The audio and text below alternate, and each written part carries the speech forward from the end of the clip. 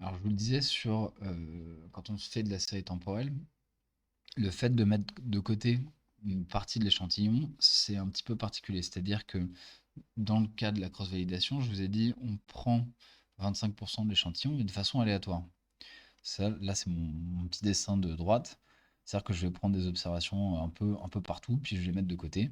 Je vais estimer mon modèle, et ensuite je vais regarder si c'est valide, euh, même sur les observations que le modèle n'aura pas vues.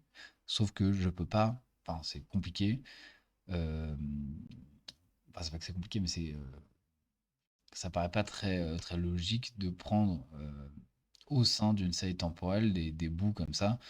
Ça voudrait dire qu'après le modèle estime une relation qui est censée être définie avec une temporalité, mais dans laquelle on aura mis des trous, un peu comme s'il y avait des valeurs manquantes. Donc c'est quelque chose qui est pas très intuitif. Donc quand on est dans un cas de seuil temporel, on va prendre en fait 25% des observations aux extrémités, de sorte que le modèle aura été capable de retracer quand même la dynamique temporelle qui peut lier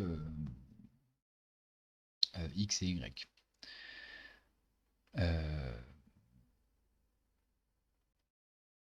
voilà, donc là en gros l'idée c'est que si vous voulez faire ça, vous allez mettre de côté vos dernières années par exemple, vos dernières périodes. Donc par exemple si je suis sur l'étude de la loi de Kuhn toujours de 1950 à 2019, je crois que c'est l'exemple que j'ai pris en trimestriel, bah, je vais mettre de côté les dernières périodes, je vais estimer mon modèle sur 1950-2015 par exemple, et puis je vais regarder si mon modèle il est capable quand même de prédire mon taux de chômage de 2015 à 2019.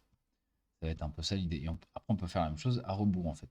C'est-à-dire, est-ce que ce que j'ai observé comme relation entre mes deux variables sur la période 1960-2019 me permet de décrire la relation entre les variables dans la période d'avant. Ok. Donc ça ne veut pas dire que dans 100 ans, la relation sera toujours la même, mais par contre, ça peut vouloir dire que dans 10, 15, 20 ans, cette relation-là sera a priori plutôt stable. Ok. Euh, donc en fait, là, je vais reprendre plus ou moins les codes qu'il y avait au-dessus.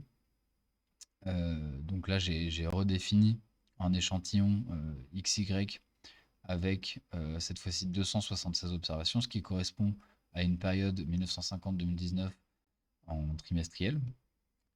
J'ai repris la même relation avec Y. Et par contre, j'ai rajouté juste une variable qui me permet de- d'avoir une temporalité dans mes variables explicatives.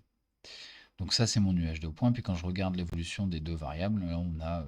alors, c'est pas très proche de taux de croissance du PIB et du taux de croissance du taux de chômage, mais on pourrait imaginer, je sais pas, des taux de croissance de marché financier qui seraient négativement corrélés. Et, ça pourrait ressembler à quelque chose comme ça. Ok. Donc, on va mener une première estimation en retirant les 25% des premières observations, c'est-à-dire des observations au début de la période. Donc ici, je définis juste la taille de mon échantillon à 25%. Ok. Euh, donc ça vaut 25% de 276 à peu près. Et donc, je vais définir mes échantillons d'entraînement et de test en fonction de cette taille-là. Ok.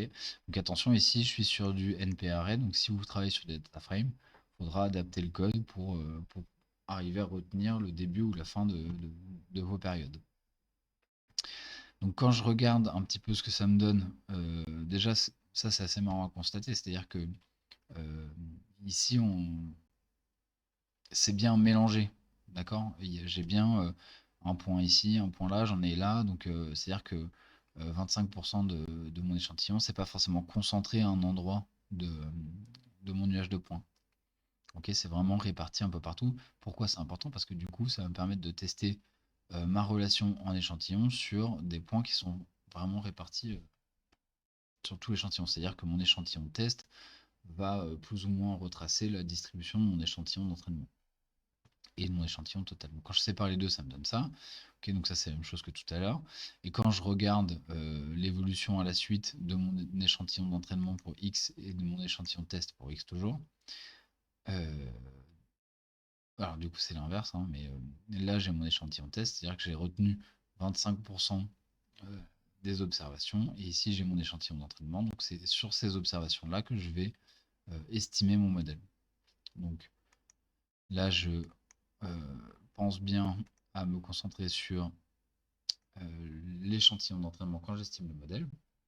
J'oublie pas d'ajouter une constante, donc là toujours pareil, j'ai des coefficients qui sont proches de ce que j'avais établi, hein, c'est normal parce que j'ai défini quelque chose qui était très très linéaire.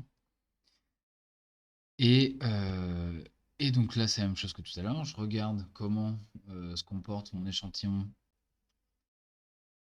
test par rapport à ma droite de régression MCO, qui elle est estimée dans l'échantillon d'entraînement. Et je vais regarder du coup mon RMSE qui est du même ordre que tout à l'heure, c'est-à-dire à peu près 0,1. Donc ça veut dire que j'ai un modèle qui est plutôt performant. 0,01, pardon. J'ai un modèle qui est plutôt performant. Non, 0,1. Excusez-moi. Ok. Et donc après, finalement, je vais faire exactement la même chose avec les observations en fin de période. Donc là, de 1950 à, je sais pas, 2015, quoi, peut-être quelque chose comme ça. Et, et je regarde le RMSE toujours, et puis je constate que, idem, pour la fin de période, j'ai un modèle qui est plutôt performant. Ce qui veut dire quoi? Ce qui veut dire que ce soit en début ou en fin de période, j'ai un modèle qui, quand il regarde les observations, arrive à prédire de bonnes valeurs de Y en fonction de nouvelles valeurs de X. Voilà. Bon, c'était peut-être un petit peu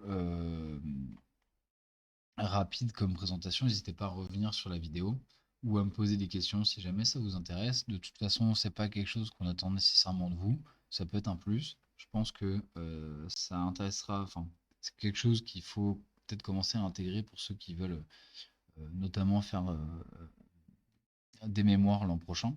Donc, ça vaut pour tout le monde, hein. Voilà, et puis surtout cette idée que finalement l'économétrie, ça sert à regarder la relation entre des variables dans un échantillon donné, dans des observations, mais essayer de trouver des techniques, des approches pour aller au-delà de cet échantillon, c'est toujours très intéressant. Voilà, donc je vous dis bon courage pour la fin du semestre, et puis de toute façon, on se voit en entretien individuel d'ici 2 semaines, si tout se passe bien. À très bientôt.